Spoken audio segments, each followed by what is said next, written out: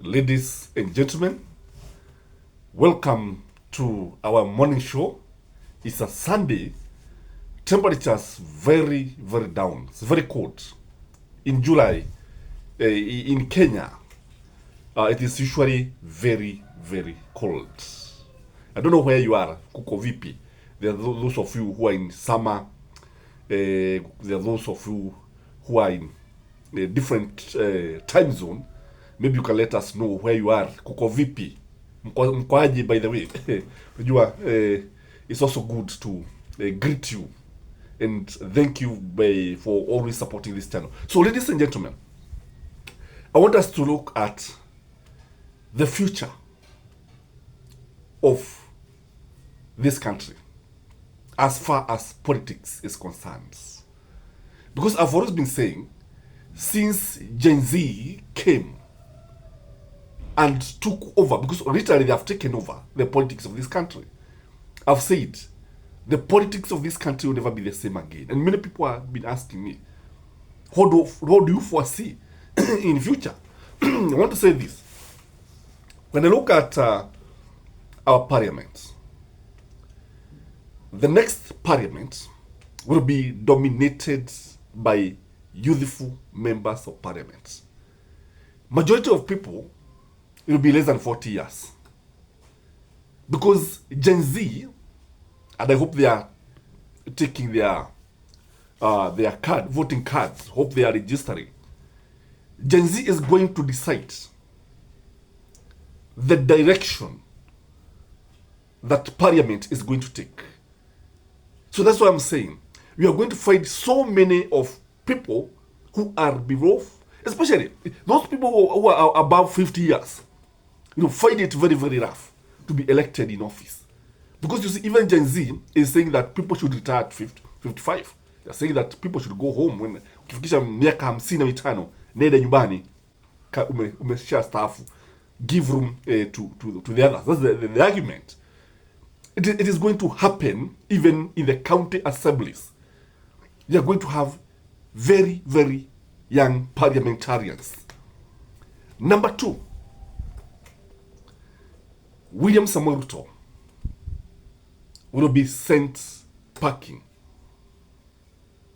The next president of the Republic of Kenya will not be William Samoei Ruto, will not be Raila Amolo Odinga, will not be Stephen Kalonzo Musyoka. The next president will be a surprise candidate. And that is why the name of Okia Omtata, the Busia senator, and Fred Okengo Matiang'i, the former powerful super CS wakati wa Uhuru. That's why those two names have been featuring.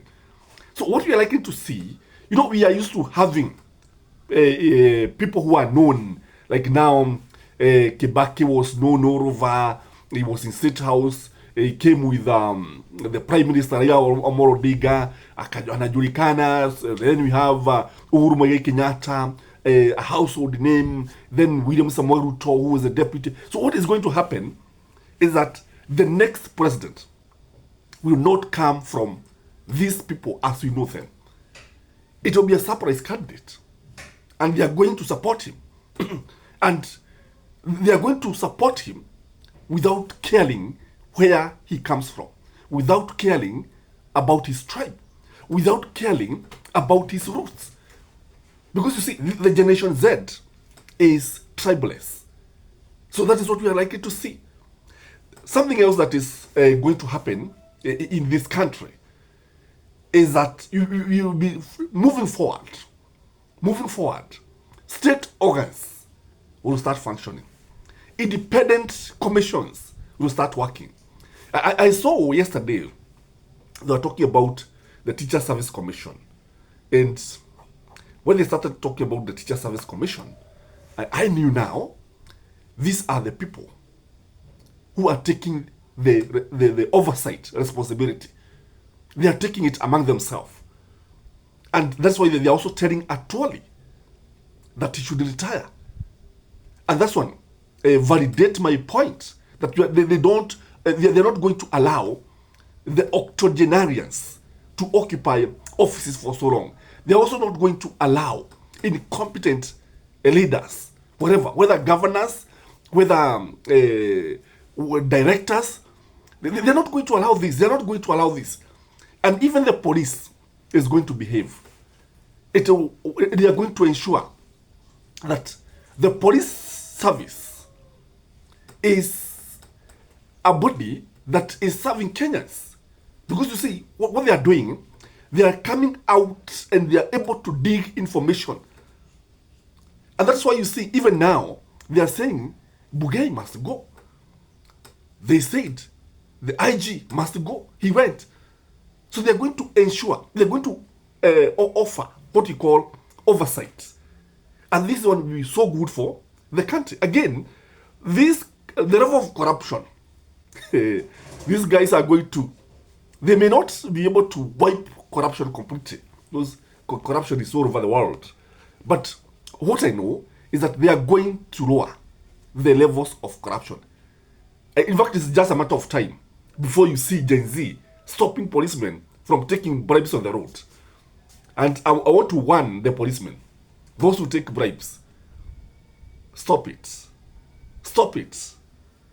Because from the look of things, you cannot continue taking bribes you have a register like this, KCY, hiyo gari imepita, imelipa, KW what, KV what, mnachukua mpaka za tuktuk, mpaka za baiskeli, mpaka za mkokoteni. Your days are numbered. These guys are going to come for you. So that's why these are the kind of changes that we are going to witness in this country. Something else. It will be very, very hard to rig elections. It will be very, very hard. Because, you know, like now, we have always had elections that are not verifiable. Yani, mnapiga kura, you hata mjui nani. Even if you ask the winner how they won, they cannot be able to tell. Even if you ask those people who are conducting elections, who won, some of them do not even know. Remember, Kivuito was asked one time, did Kibaki win the elections? He said he don't know. I don't know. Imagine the chairman of IBC saying he does not know who wins the election, who won the election that time. You see, because we are not going to allow these kind of elections that are not verifiable, elections that are not transparent. So they must be transparent, they must be verifiable. So rigging will become very, very difficult. Very, very difficult moving forward. Something else is that, you know, when you look at our country, it has been riddled with tribalism, mapendeleo, sijui nini. And I want you to look at William Samuel Ruto's cabinet. The next cabinet that is going to name expects also surprises. Expect youthful CSs. Expect a large number of people who are also below 40 years. They're going to have a big say. And any policy that will come without considering Gen Z will definitely fail. Just like we had the vibrant finance bill debate. You know, the finance bill is the one that triggered this. And if you look at even last year, it was a serious discussion. Only this time, people decided to say enough is enough. So moving forward, the appointments, this idea of meritocracy that has always been ignored by the powers that be, will be a thing of the past. So many things are going to change. Ladies and gentlemen, I cannot even enumerate all of them. I maybe give another video, maybe next time. And please have a blessed Sunday. Have a peaceful Sunday. And by the way, I have noted that President Donald Trump survived an assassination. And I've had a discussion with a guy from UK. He was telling me, look like it is stage managed, that is. I don't know. I want us to continue looking at that clip. And he has escaped. Nimeona ameokolewa haraka haraka. If what we are seeing is anything to go by. So you can see now, elections sometimes can be tragic. Because power, power is very, very sweet. Anybody want to win power. Have a blessed Sunday. Bye-bye.